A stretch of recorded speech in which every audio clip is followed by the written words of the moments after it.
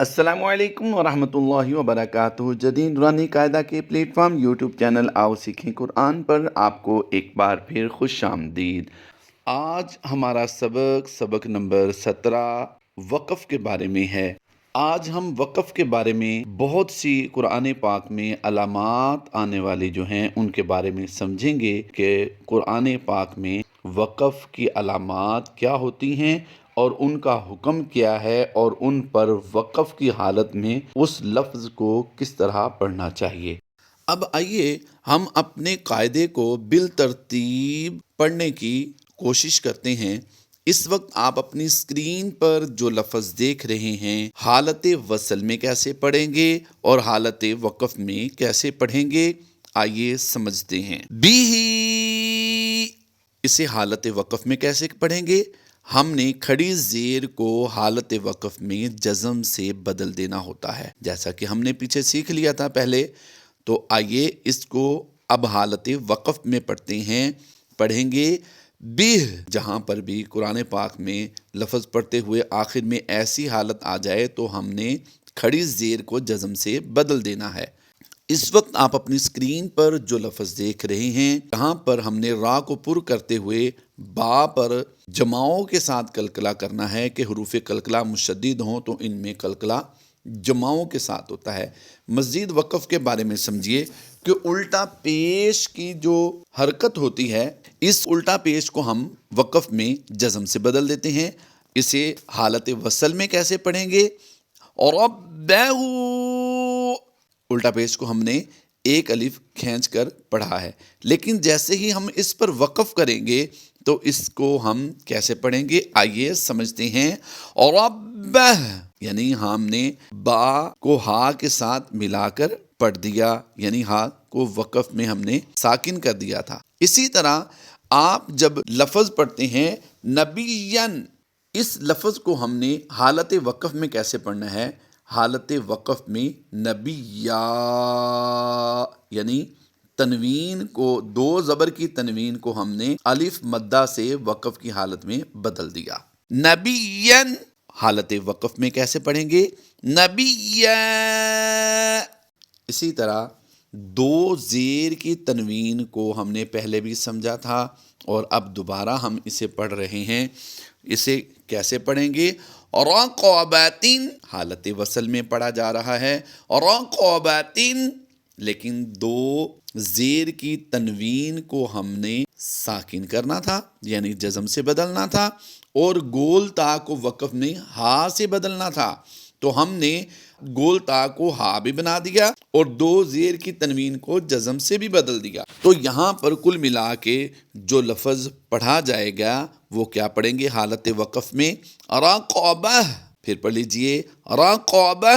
اسی طرح دو زبر کی تنوین کو ہم نے پیچھے سمجھا نبیًا میں کہ دو زبر کی تنوین کو ہم نے ایک زبر پڑھنا ہے اور الف مدہ سے بدل دیں گے، لیکن گول تا پر دو زبر بھی آ جائیں تو اس سے گول تا کو ہا بھی بنا دینا ہے اور دو زبر کی تنوین کو ہم نے جزم سے بھی بدل دینا ہے۔ یعنی گول تا پر کوئی بھی حرکت ہو، کوئی بھی علامت ہو، زبر زیر پیش، دو زبر دو زیر دو پیش، کچھ بھی علامت ہو، ہم نے گول تا کو وقف میں ہا ساکن ہی سے بدلنا ہے۔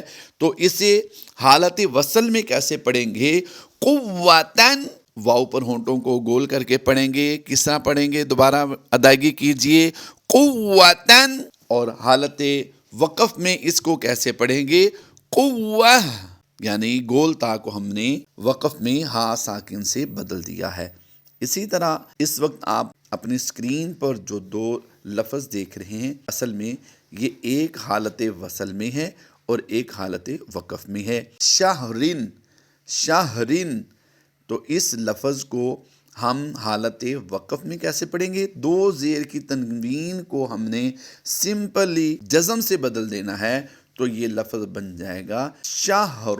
را کو ہم نے پر بھی کر دینا ہے اور را ساکن کو ہم نے پچھلے حرف سے ملانا تھا، جیسا کہ اس سے پہلے جو ہم نے لفظ پڑھا ہے قوہ، واو کو ہم نے ہا ساکن سے آگے حالت وقف میں ملا دیا۔ تو یہاں پر اس لفظ میں ہم کیا کر رہے ہیں؟ ہم نے شہرن، را دو زیر رن کی تنوین کو ہم نے وقف میں ساکن کر دیا، تو ہم را ساکن کے بارے میں سمجھ رہے تھے کہ را ساکن کو ہم نے پچھلے حرف ہا سے ملانا تھا، ہا تو خود میں ساکن ہے، تو ہم کیا کریں گے، ان دونوں کو ہم پچھلے حرف سے ملائیں گے، تو شین ہا را تینوں کو ہم نے ایک زبر کے ساتھ آواز دیتے ہوئے پڑھ دینا ہے۔ کیا آواز بنے گی؟ آئیے اس کی مشق کرتے ہیں، 3 بار پڑھیں گے انشاءاللہ عز و جل آپ کو یہ لفظ پڑھنا آ جائے گا۔ شہر، ہا رازبر ہر کی آواز نہیں دیں گے، لیکن ہا اور را دونوں ہی حروف کو ہم نے پڑھنا ہے شین کے زبر کے ساتھ۔ شہر، شہر، شہر۔ امید کرتا ہوں آپ کو یہ بہتر انداز میں پڑھنا آ گیا ہوگا۔ آئیے اس وقت آپ اپنی اسکرین پر جو لفظ دیکھ رہے ہیں اس کے بارے میں سمجھتے ہیں۔ علماً حالت وصل میں یعنی ملا کر پڑھنے کی صورت میں علماً پڑھیں گے۔ 2 زبر کی تنوین کو ہم نے پہلے بھی سمجھا، حالت وقف میں گول دائرہ ہو یا وقف کی علامت کوئی اور ہو تب بھی ہم 2 زبر کی تنوین کو الف مدہ میں کنورٹ کر دیں گے، یعنی الف مدہ سے بدل دیں گے، تو وہ بن جائے گا علماً۔ جو لفظ ہے یہ حالت وقف میں بن جائے گا علم۔ اسی طرح ہم نے پہلے سمجھا تھا کہ کسی بھی حرف پر زبر ہو تو وقف کی حالت میں اسے ساکن کر دیتے ہیں، لیکن زبر کے ساتھ آگے الف آ جائے یعنی حروف مدہ ہوں تو ان کو وقف میں نہیں بدلا جاتا۔ حروف مدہ الف مدہ ہو، واو مدہ ہو یا مدہ ہو، ان کو حالت وقف میں نہیں بدلتے۔ آئیے ہم اس کی مشق کرتے ہیں۔ فیہا، اور حالت وقف میں کیسے پڑھیں گے؟ سیم ہی پڑھا جائے گا کیونکہ اس کی کنڈیشن چینج نہیں ہوگی، تو پڑھا جائے گا فیہا، یعنی فا یا فی یا مدہ کو بھی ہم نے کھینچ دیا اور الف مدہ کو وقف کی حالت میں بھی کھینچ کر ہی پڑھیں گے۔ اس وقت آپ اپنی اسکرین پر جو لفظ دیکھ رہے ہیں لفظ ہے قولی، یہاں پر لام یا سے لی یا مدہ ہے، تو قو کو ہم لمبا نہیں کریں گے، لام یا سے لی کو ہم نے لمبا کرنا ہے۔ حالت وصل میں بھی اسی طرح پڑھا جائے گا قولی، اور حالت وقف میں بھی اسی طرح پڑھیں گے، اس کو چینج نہیں کریں گے۔ کس طرح پڑھنا ہے آئیے ادائیگی کرتے ہیں۔ قولی، اس وقت آپ اپنی اسکرین پر جو لفظ دیکھ رہے ہیں یہ ہم قسطی لفظ دیکھ رہے ہیں، قسطی توازیر توی، تو یہاں پر ہم نے کیا کرنا ہے، قاف سین اور توازیر کو ہم نے وقف میں جزم سے بدلنا تھا۔ اب جیسے ہی توا حروف مستعلیہ سے ہے تو یہ پر پڑا گیا توازیر توی، لیکن زیر کو ہم نے وقف میں جزم سے بدلنا ہے تو یہ حروف قلقلہ میں بھی شمار کیا جائے گا۔ تو حروف مستعلیہ کی وجہ سے پر پڑا جائے گا اور حروف قلقلہ میں بھی شمار کیا جائے گا کیونکہ یہ اب متحرک نہیں رہا، یہ ساکن ہو گیا ہے۔ تو اب اس کی ادائیگی کیسے ہوگی؟ قسط، قسط، یعنی ہم نے قلقلہ کیا ہے اس پر۔